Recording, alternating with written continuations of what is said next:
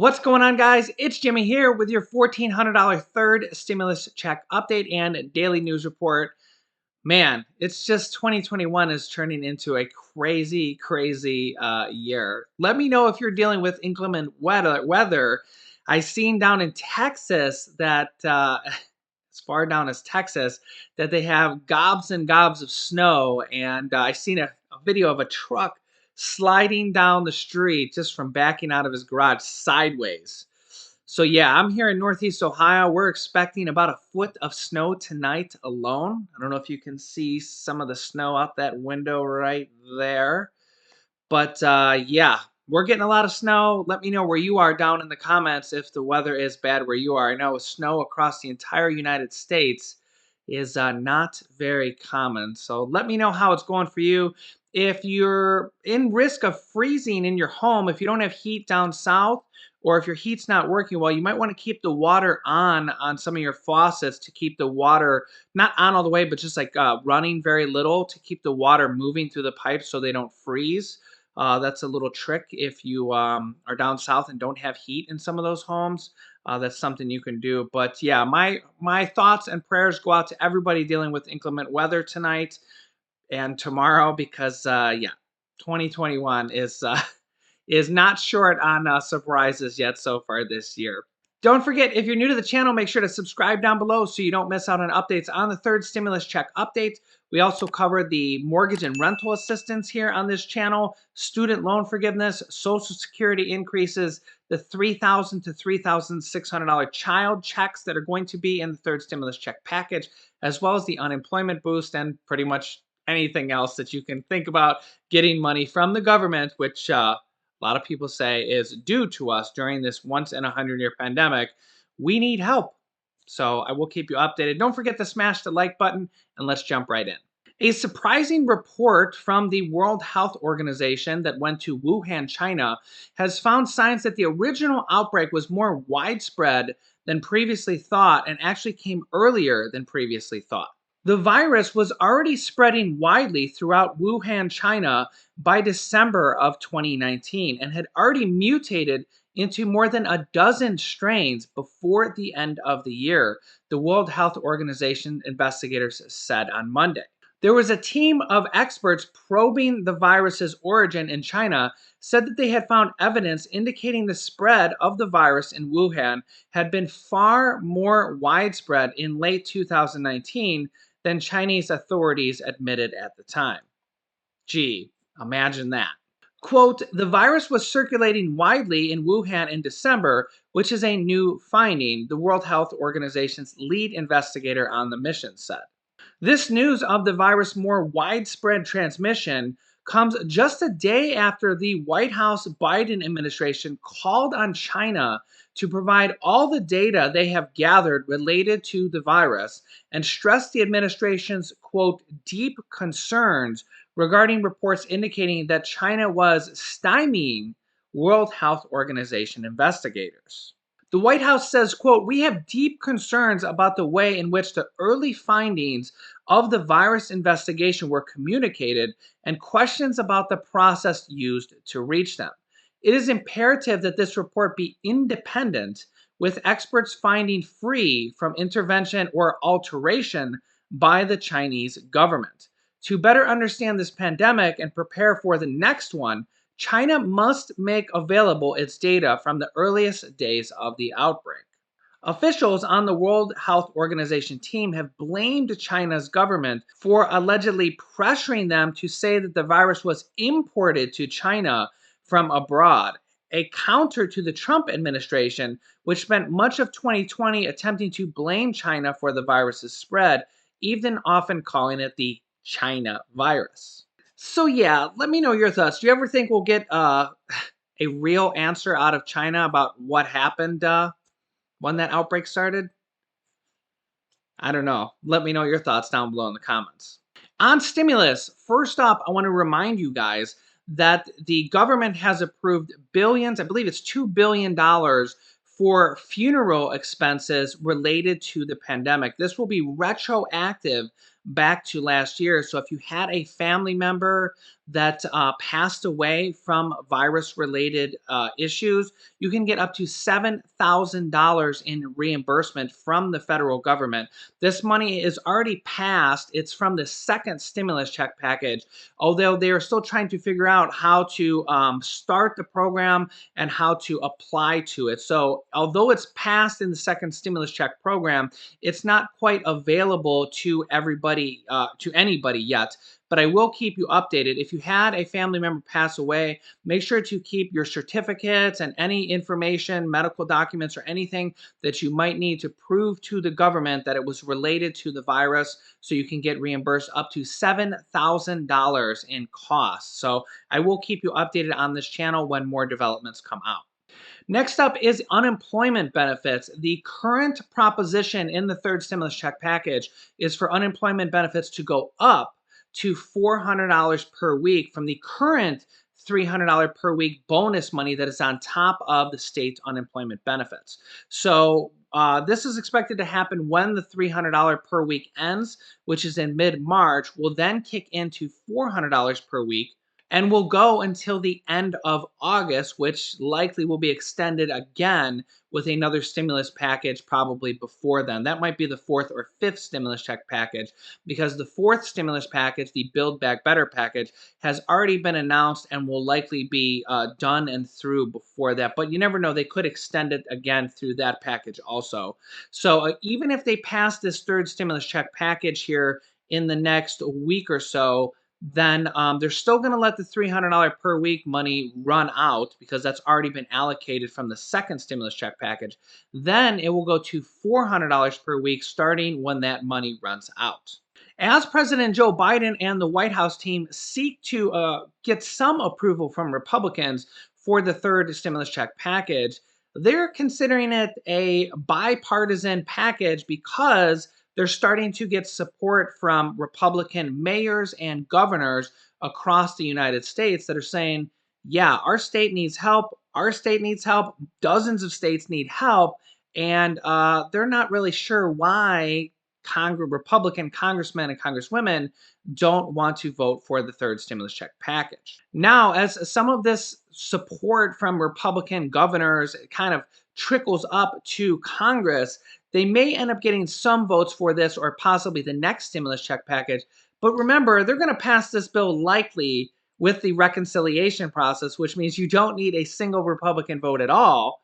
It's not that I'm against the Republicans or for the Republicans. It's just that Democrats are going to pass this bill without Republican support at all through the reconciliation process, which means that they only need 50 Democrats in the Senate to say yes. And coincidentally, there's 50 Democrats there and 50 Republicans. We've seen this in the early part voting of the third stimulus check package, the reconciliation process, which has already passed, which is kind of like the forward motions of this package. There's additional motions and procedures that they're going through right now, and they've already passed the reconciliation process on the front end. Right now, they're drafting the final bill in the subcommittees, of which the $1,400 stimulus checks have already been approved in the subcommittees of the House, and they have about half of the subcommittees that are writing a different portion of the bill. There's about 12 different subcommittees, and they're all writing a different portion of the bill. About half of them have already completed what they need to do. As you can see here on the screen, the $1,400 stimulus check portion has already been approved along party lines by the House Ways and Means Committee. This is one of the subcommittees here that wrote the portion of the $1,400 stimulus check, the portion of the bill that actually has the stimulus checks in it. That has already been approved and by the House Ways and Means Committee and is basically done. They're now writing the other portions of the bill this week, regardless on where they are or not. They have these committees that are working on the bill right now. House Speaker Nancy Pelosi says they will be finished with that this week, which will put us to the final stage of the third stimulus check package, of which all they need to do is pass it in the House, the Senate, and send it to the president's desk.